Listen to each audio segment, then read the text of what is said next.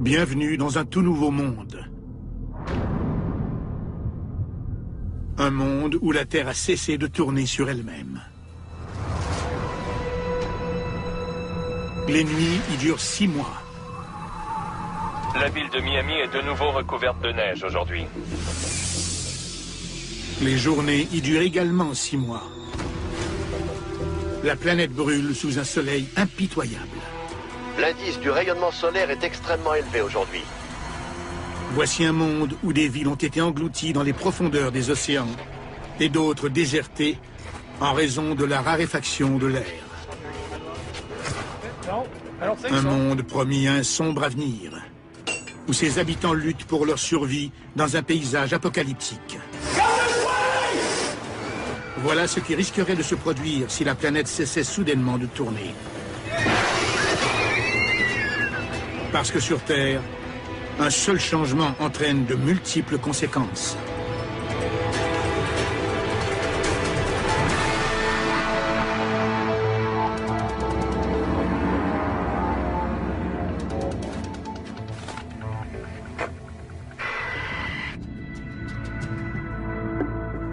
C'est un fait scientifique. Les planètes tournent sur elles-mêmes. Notre système solaire s'est formé il y a 4,5 milliards d'années, issu d'un nuage de gaz et de poussière en rotation. Dès leur formation, les planètes ont perpétué ce mouvement de rotation. Et encore aujourd'hui, elles tournent à peu près au même rythme. À l'équateur, la Terre tourne à plus de 1600 km/h.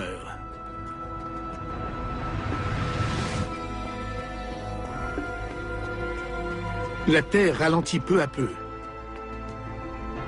d'environ 2 secondes tous les 100 000 ans. Mais aujourd'hui, nous allons accélérer ce phénomène. D'ici 5 ans, la Terre aura complètement cessé de tourner sur elle-même. Qu'adviendra-t-il de nos océans, de nos continents, de l'air que nous respirons?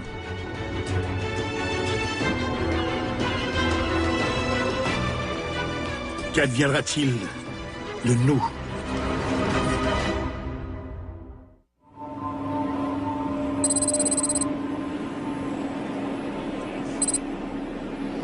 Le premier jour, le changement de vitesse de la rotation de la Terre est à peine perceptible, moins d'1 km/h.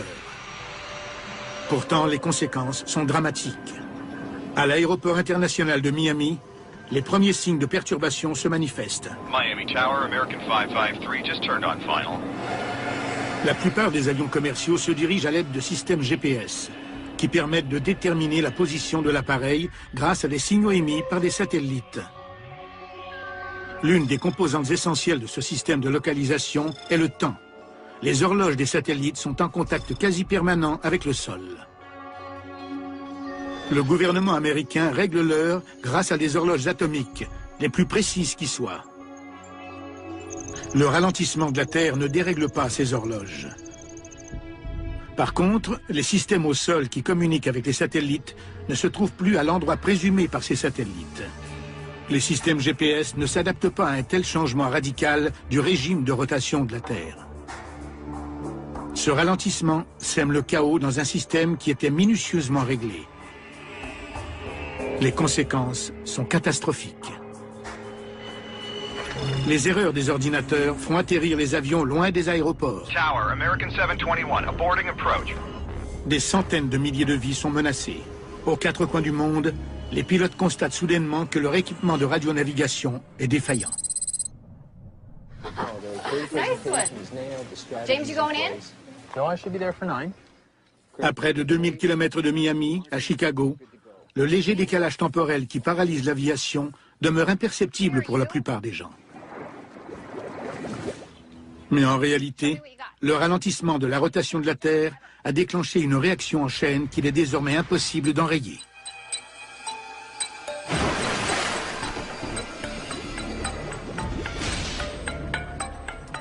Nous réglons périodiquement nos horloges pour les synchroniser avec Dame Nature. Les jours rallongent, mais le processus est extrêmement lent. Cela nous donne le temps de nous y adapter. Mais s'il faisait encore nuit à 9 heures, si le soleil brillait à minuit, si notre notion du temps devenait désuète. Les scientifiques ont constaté un ralentissement inattendu de la rotation de la Terre. Certains estiment même qu'elle cessera complètement de tourner d'ici 5 ans. Si tel est le cas, les conséquences seront tragiques. Selon les scientifiques, aucun pays ne serait épargné. Dès la première semaine, les problèmes se multiplient dans les villes du monde entier. Chaque nouveau jour est plus long que le précédent.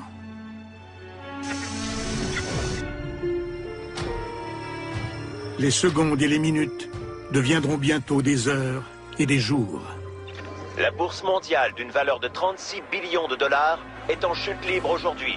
Le climat d'incertitude a eu raison de la confiance des investisseurs. Qu'adviendrait-il d'un monde divisé en jours de 24 heures s'ils en comptaient désormais plus de 24?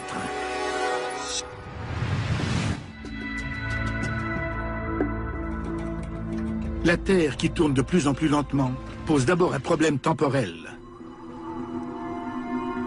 Mais après 2 semaines, un second problème se manifeste, encore plus critique. Les océans. Notre planète présente un renflement. Elle est plus bombée au centre qu'aux 2 pôles. Sa rotation est l'une des forces qui garde l'eau en place au niveau de l'équateur.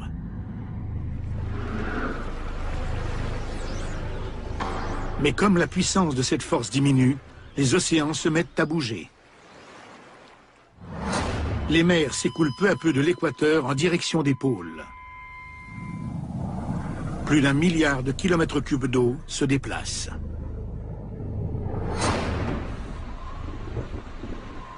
Ce sont les régions nordiques comme l'Arctique canadien qui sonnent l'alarme en premier. 3 mois après le ralentissement de la rotation de la Terre, l'eau déferle sur les rives de l'Arctique, telle une baignoire qui déborde. Le niveau des mers ne cesse de monter et le gouvernement canadien a ordonné l'évacuation complète de l'Arctique.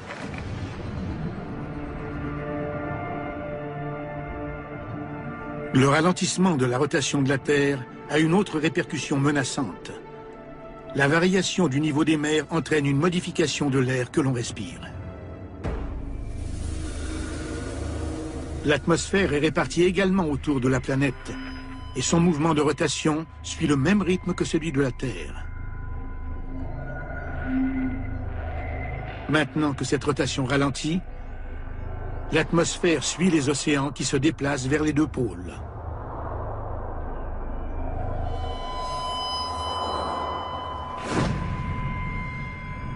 Les villes des tropiques sont les premières touchées, dont Rio, Mumbai et Singapour. L'air y est de plus en plus difficile à respirer.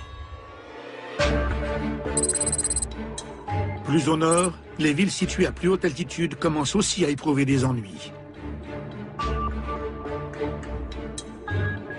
Aux États-Unis, les adeptes d'escalade au Colorado en souffrent. À une altitude de 1500 mètres, ils ont plutôt l'impression de respirer à 4500 mètres. L'être humain peut ressentir les effets du mal de l'altitude à moins de 2500 mètres.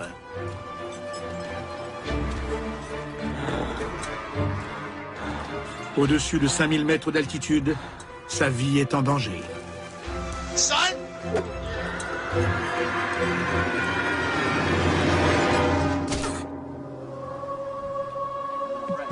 Le monde se transforme à un rythme accéléré et le pire est encore à venir.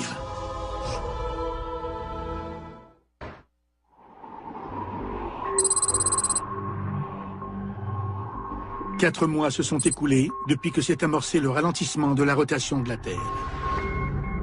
Sa vitesse a diminué de plus de 225 km/h.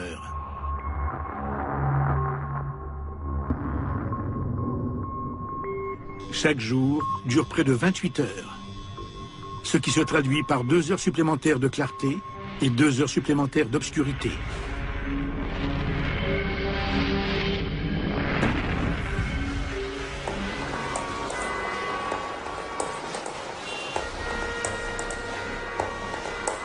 Ce décalage temporel a fait sombrer notre monde, les océans et l'atmosphère dans le chaos.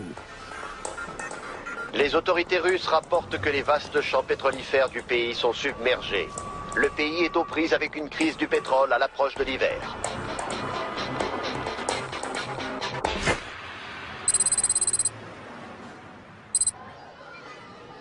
Aux États-Unis, les inondations et la raréfaction de l'air ne font pas encore de victimes.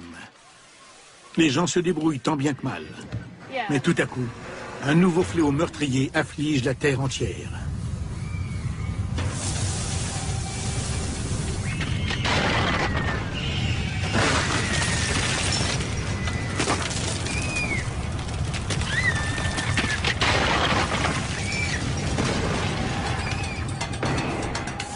Les tremblements de terre. Ils frappent des régions jusque-là insoupçonnées. La Terre est constituée de 3 couches. Un noyau fluide, un manteau isolant solide et une croûte extérieure dure. Elles tournent toutes 3 au même rythme. Mais tandis que notre rotation ralentit, chacune des couches ralentit à une vitesse différente, créant ainsi une importante friction. La Terre est littéralement en train de craquer de l'intérieur.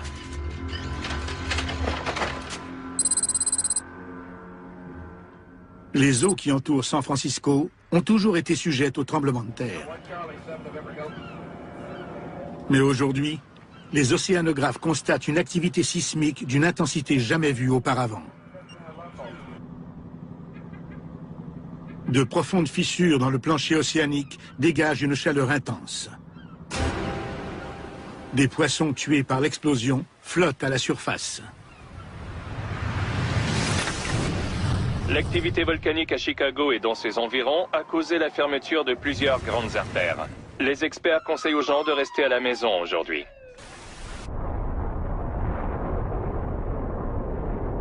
Les désastres géologiques ne sont qu'un des effets dévastateurs du ralentissement de la rotation de la Terre. Les océans en déplacement sont tout aussi menaçants. Une diminution de la force centrifuge signifie que les océans continuent de s'échapper de l'équateur pour se diriger résolument vers les pôles. L'océan Arctique, qui était d'une profondeur d'environ 4500 mètres, atteint désormais plus de 13 000 mètres de profondeur. Toute cette eau vient des océans du Sud et les mers peu profondes comme la Manche s'assèchent à mesure que leur eau s'écoule vers les pôles.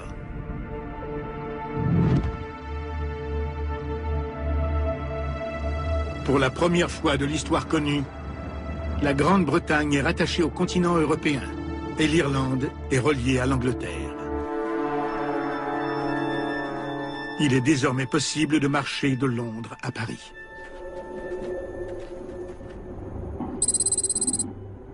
Et ce phénomène ne se produit pas seulement en Europe. Les célèbres plages de Miami se retrouvent à l'intérieur des terres, pendant que les océans déferlent sur les pôles. Cuba et la Floride sont aussi reliés par voie terrestre. Le Mexique s'est étendu du tiers de sa superficie. Et il n'y a pas que l'eau qui se déplace. Plus la rotation de la Terre ralentit, plus la couche atmosphérique rejoint les tiers supérieurs et inférieurs du globe. Ce sont les seuls endroits où l'air est encore respirable. New York, Londres, Toronto sont toujours sans danger. Mais la ville de Mexico et d'autres importantes agglomérations urbaines du Sud sont maintenant condamnées. Leur air est devenu irrespirable.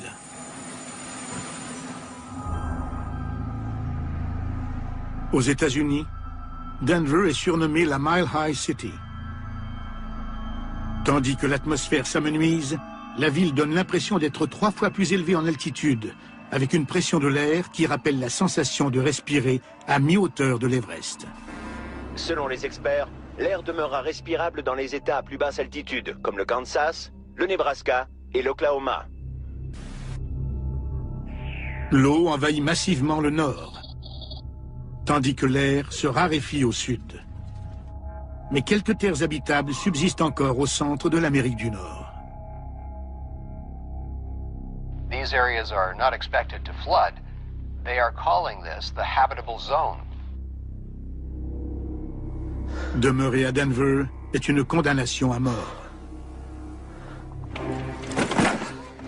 Come on, guys, let's go. Les enfants et les aînés en ressentent déjà les effets néfastes.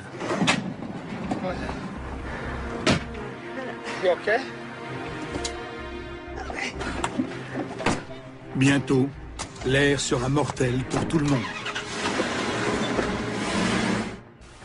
Le gouvernement américain recommande l'évacuation de 25 millions de personnes dans certaines régions du sud-ouest. La rotation ralentie de la planète provoque de dangereuses frictions entre les couches externes de la Terre et son noyau fluide interne. Volcans et tremblements de terre ont détruit les routes et les voies ferrées. Plusieurs autoroutes sont fermées à travers le pays et ceux qui voyagent en voiture doivent savoir que les routes ne sont pas sécuritaires.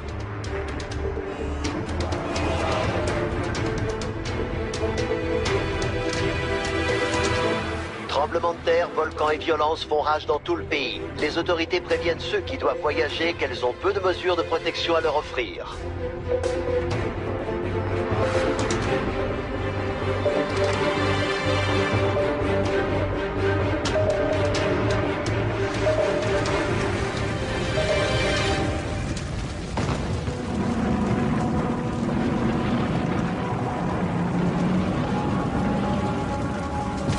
Ceux qui risquent leur vie pour gagner des parties du pays encore habitables sont témoins des perturbations géologiques qui découlent du ralentissement de la rotation de la Terre.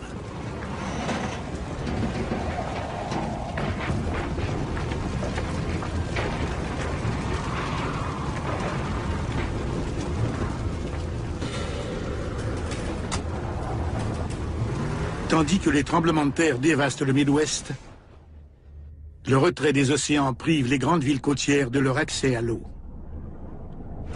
New York, Boston et Halifax se trouvent maintenant à l'intérieur des terres.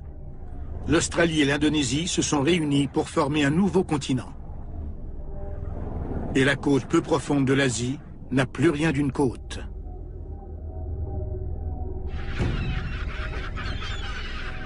En l'espace de 4 mois, Hong Kong et d'autres ports importants sont asséchés. Le transport maritime est paralysé aux 4 coins de la planète.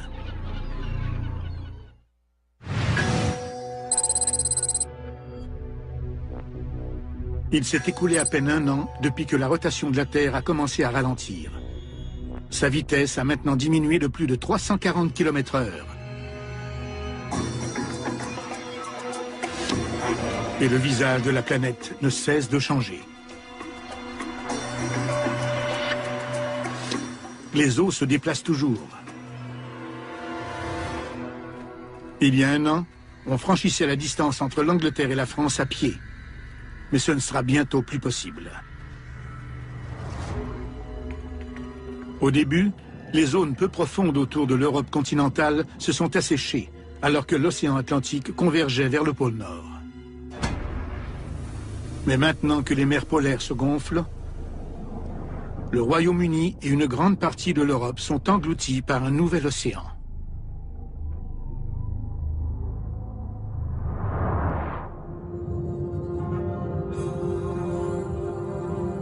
Londres a disparu.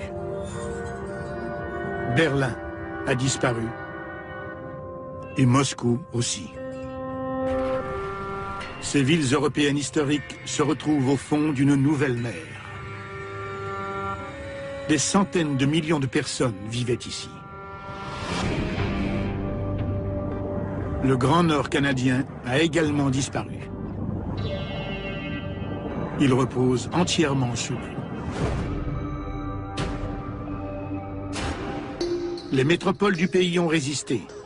Toronto, Vancouver et Montréal. Mais les vastes océans sont toujours en mouvement.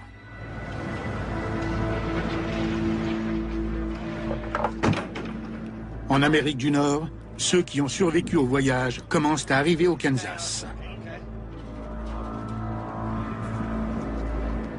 Un campus universitaire a été réquisitionné. Les scientifiques s'affairent à créer un refuge dans ce qu'ils estiment être l'endroit le plus sûr des États-Unis. Aucun risque d'inondation, de l'air à profusion et peu de secousses sismiques. Mais ils rencontreront un obstacle de taille. Il n'y a pas de livraison de nourriture dans ce monde sans dessus-dessous. Les routes sont impraticables. Si les réfugiés veulent manger, ils devront produire leur nourriture sur place. Le désastre est d'une ampleur exceptionnelle, du jamais vu. Les survivants qui ont réussi à se rendre jusqu'ici sont livrés à eux-mêmes. La lutte promet d'être difficile. Et pourtant, ils comptent parmi les plus chanceux.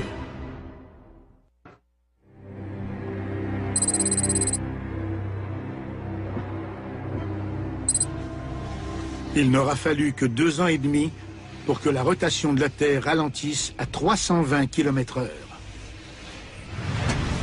Sa vitesse a donc diminué de 1200 km/h. Des pays entiers sont submergés, tandis qu'à d'autres endroits, l'air est devenu irrespirable.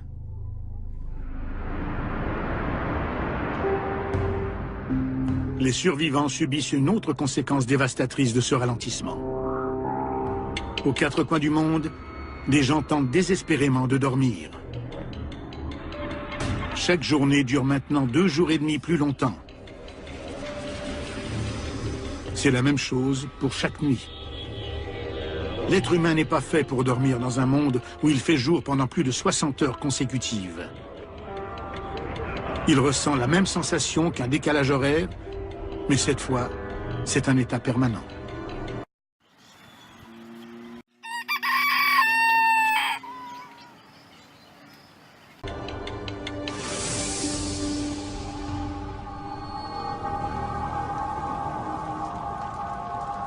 Les gens qui vivent dans les villes qui n'ont pas été submergées et où l'air est encore respirable souffrent cruellement de ce manque de sommeil chronique.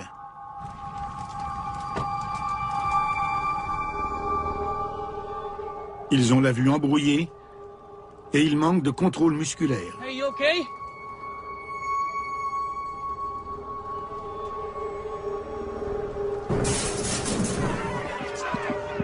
Il s'agit d'un état que connaissent bien les astronautes, les sous-mariniers et les explorateurs de l'Arctique.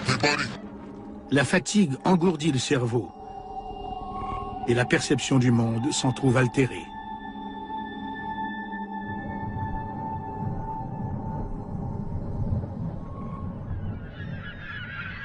Le ralentissement de la rotation de la Terre a un effet tout aussi dévastateur chez les animaux. L'allongement des jours provoque la migration de la plupart des mammifères. Les jours sont de plus en plus longs. Des oiseaux migrateurs périssent car ils n'arrivent pas à gagner le sud à temps. Et ils gèlent pendant les longues périodes de noirceur et de froid. D'autres espèces subissent le même sort. Les caribous, les papillons monarques, les zèbres. Tous sont condamnés à l'extinction sur cette terre qui ralentit peu à peu.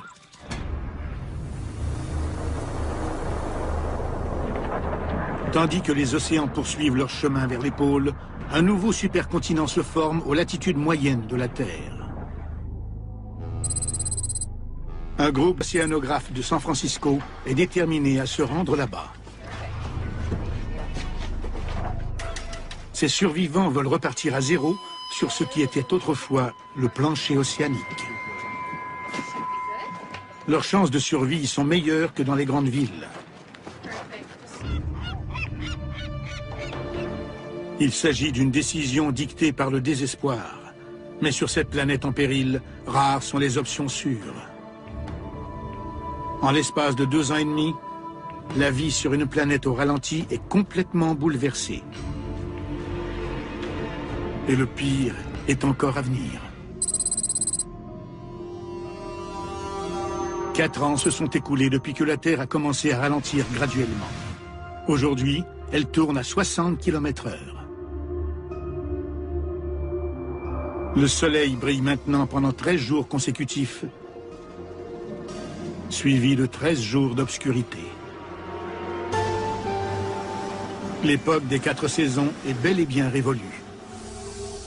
Le climat se définit désormais par des cycles de clarté et de chaleur, et de noirceur et de froid. Au cours de ces interminables nuits, la température chute à moins 55 degrés Celsius. Les humains ont beaucoup de mal à s'y adapter.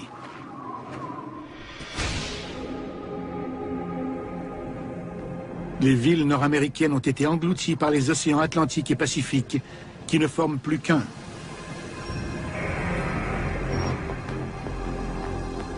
Toronto, Halifax, Boston.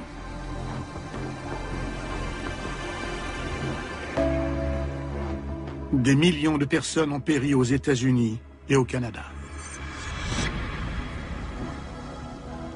Le nouvel océan n'épargne pas New York, qui est également englouti.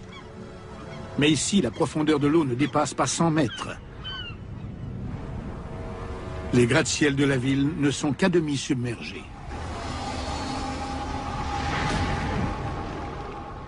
Chicago, l'une des villes les plus au sud de la région des Grands Lacs, se fait finalement engloutir par l'océan.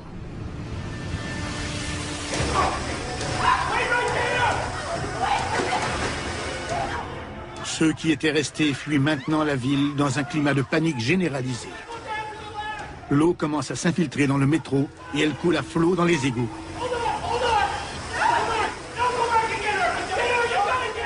Bientôt, la ville entière sera submergée.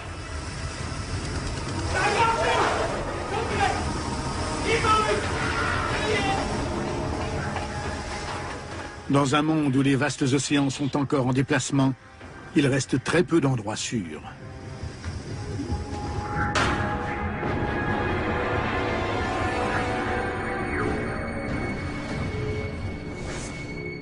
L'Afrique, l'Australie et l'Amérique du Sud sont inhabitables en raison de la raréfaction de l'air. Près de l'équateur, on a l'impression de respirer à 10 000 mètres d'altitude, ce qui dépasse le sommet du mont Everest. De grandes métropoles sont dévastées et désertes. Mais un continent équatorial émerge où se trouvait jadis un océan. Et l'air est suffisamment dense pour respirer dans certaines zones de ce supercontinent.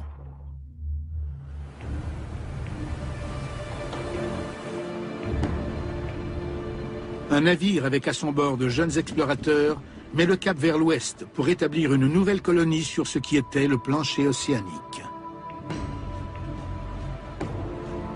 Leur périple est dangereux. Les systèmes GPS ne fonctionnent plus sur la Terre ralentie. Même les cartes marines sont désuètes, les océans étant en perpétuel mouvement.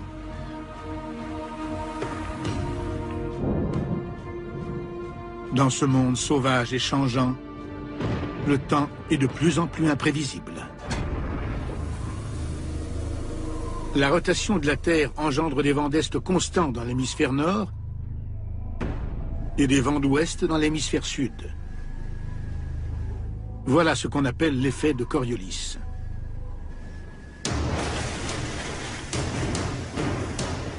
Mais à mesure que la rotation de la Terre ralentit, la configuration des vents devient imprévisible.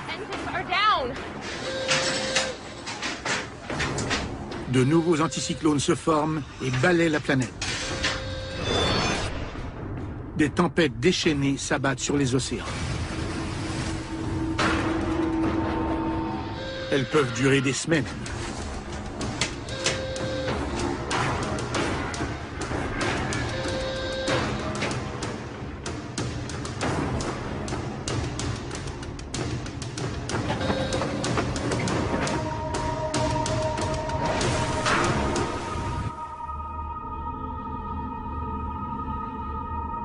Le temps change sur la planète entière.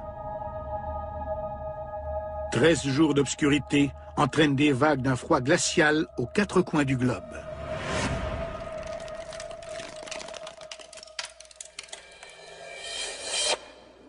La ville de Miami est de nouveau recouverte de neige aujourd'hui, alors qu'une autre tempête nocturne souffle sur le pays. On s'attend à ce que le blizzard dure 12 jours, jusqu'à ce que le soleil se lève. Les villes comme Miami ne sont pas outillées pour s'adapter à de telles conditions hivernales. Plusieurs maisons n'ont pas de système de chauffage. Voilà un autre coup dur pour des villes déjà fragilisées.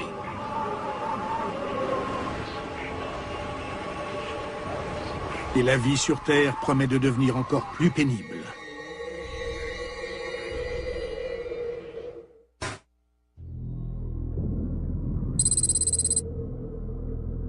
Quatre ans et demi se sont écoulés depuis que la rotation de la Terre a commencé à ralentir.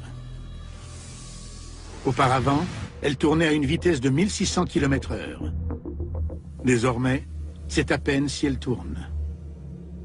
Le soleil brille pendant 16 jours consécutifs. Tandis que la rotation ralentissait graduellement, les océans se sont déplacés vers les pôles. 2 nouveaux océans se sont formés.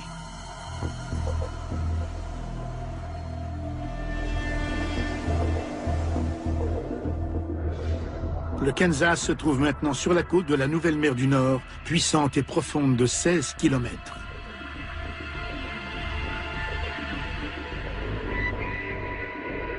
Seulement 800 000 km² des États-Unis sont désormais habitables. Moins d'un dixième de l'ancienne superficie du pays. Les colons se sont créés des installations pour cultiver leurs aliments tout en se protégeant des variations extrêmes de température qui passent de la chaleur accablante au froid sibérien.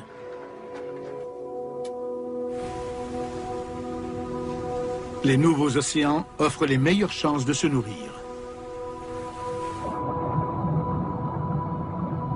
Avec l'inondation des continents, ils sont devenus riches en substances nutritives. Les poissons ont de la nourriture à profusion. Les espèces d'eau chaude sont mortes avec la destruction des écosystèmes côtiers, asséchés ou inondés par le déplacement des océans. Plusieurs poissons d'eau froide ont survécu, comme la morue, le maquereau et le thon.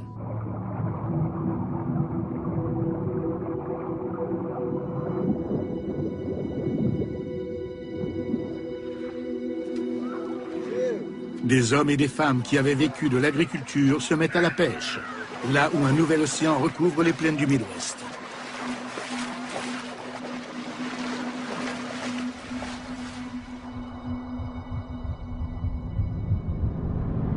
Au cours des interminables nuits froides, les réfugiés travaillent en équipe, pêchant le poisson dans des eaux glaciales.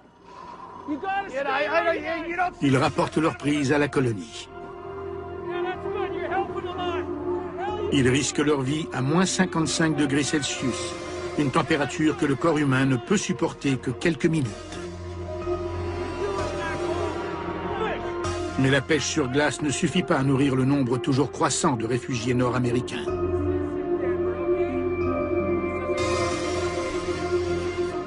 L'heure est grave. Tandis que la rotation de la Terre continue de ralentir, la neige cesse sans fin de tomber. L'effet de Coriolis dû à la rotation de la Terre contrôlait les conditions météorologiques, mais il est désormais négligeable. Les tempêtes sont de plus en plus prévisibles. Une rotation ralentie donne naissance à un régime climatique plus stable. Mais il y a encore d'importantes variations de température entre les journées torrides et les nuits froides.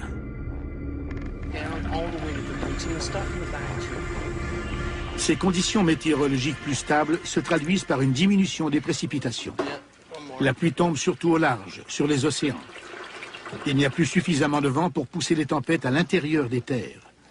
La pluie occasionnelle qui tombe sur la colonie du Kansas est emmagasinée en prévision des longues périodes de sécheresse. La situation est désespérée.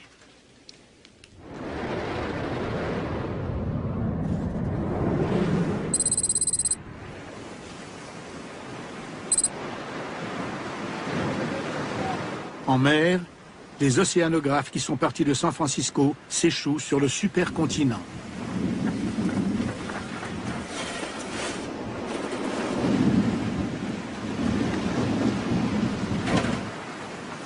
Ils passent le plancher océanique au peigne fin pour trouver de quoi survivre.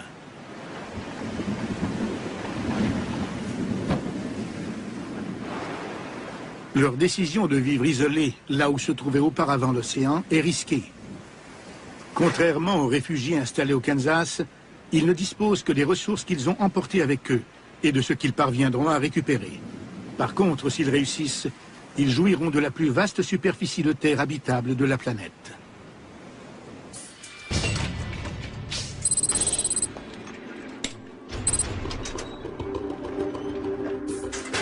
Ceux qui ont choisi de rester dans les villes non submergées comme Miami subissent les plus rudes épreuves.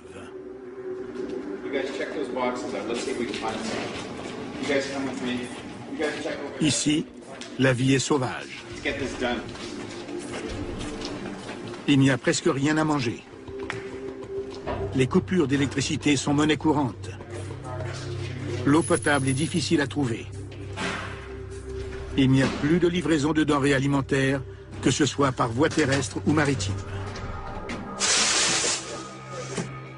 Le confort que procuraient les progrès technologiques est chose du passé. Quand les ressources disponibles seront épuisées, Miami n'aura plus rien à offrir à ses habitants.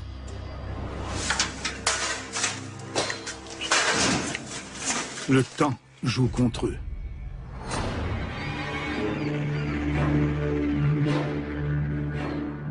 Certains, voyant la fin approcher, décident de partir. Ils doivent trouver un endroit qui n'est pas enclavé comme Miami. Pour survivre dans ce monde profondément désorganisé, un accès à l'eau est indispensable. Mais cette eau se trouve à des milliers de kilomètres.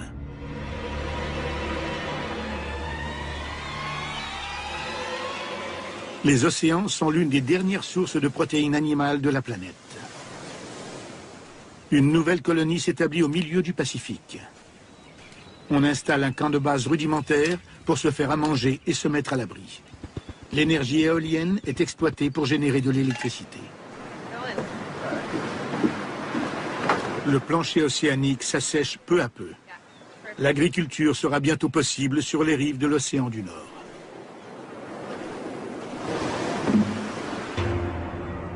Mais à la nuit tombée, le climat hostile menace la survie des colons.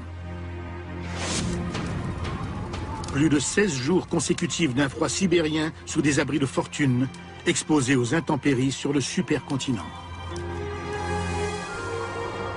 Sans compter que lorsque la Terre cessera complètement de tourner, d'autres changements funestes affecteront la planète.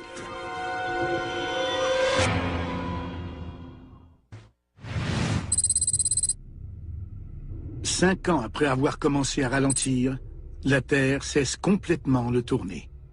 Les océans, l'atmosphère et le climat ne connaissent plus de fluctuations. Un supercontinent entoure le centre de la planète. Deux vastes océans partent des pôles jusqu'aux latitudes moyennes. Toutes les terres à proximité de l'équateur sont privées d'air. Plus de la moitié du nouveau continent est inhabitable, étant trop élevé au-dessus du niveau de la mer.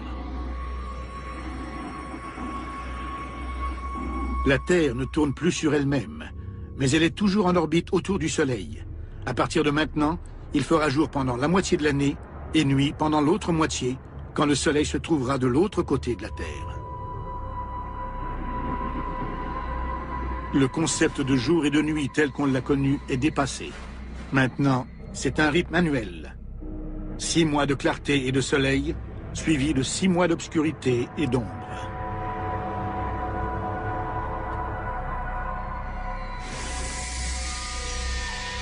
Le soleil projette ses rayons foudroyants sur la Terre. Dans les zones situées directement sous sa lumière éblouissante, les températures atteignent 55 degrés Celsius. Tout ce qui se trouve sur son passage est balayé par des vents violents.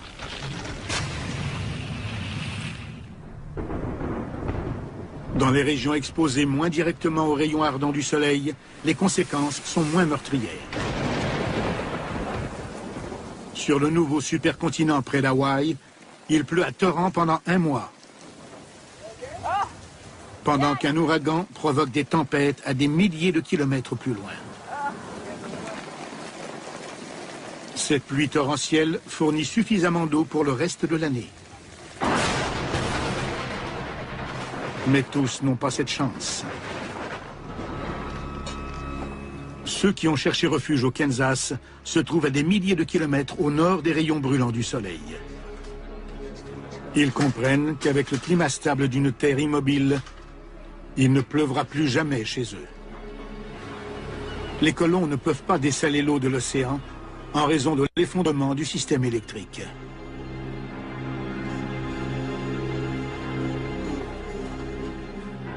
Le monde n'a plus qu'un seul régime climatique, entièrement régi par le soleil. Il n'y a plus de vent et plus de système de pression.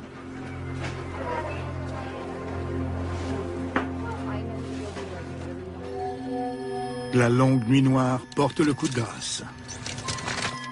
La température nocturne plonge sous la barre des moins 55 degrés Celsius, soit près de 20 degrés plus froid que l'hiver arctique moyen. Les nouveaux océans polaires gèlent et demeurent gelés à l'année.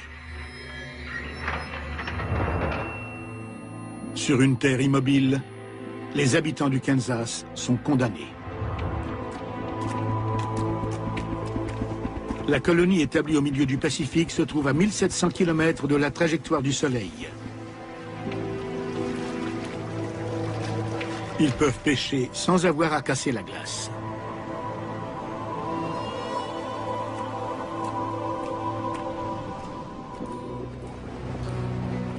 Un an s'écoule. Plus de 6,5 milliards d'êtres humains ont péri.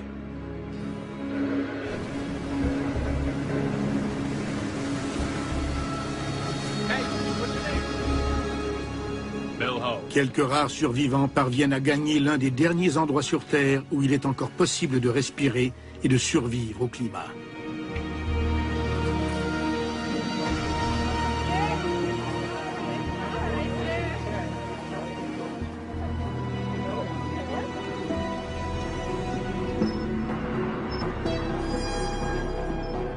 Le cycle d'obscurité et de lumière, de froid et de chaleur, d'humidité et de sécheresse se répétera jusqu'à la fin des temps. Le soudain ralentissement de la rotation de la Terre a reconfiguré la planète entière. Évidemment, ça ne se produira jamais ainsi.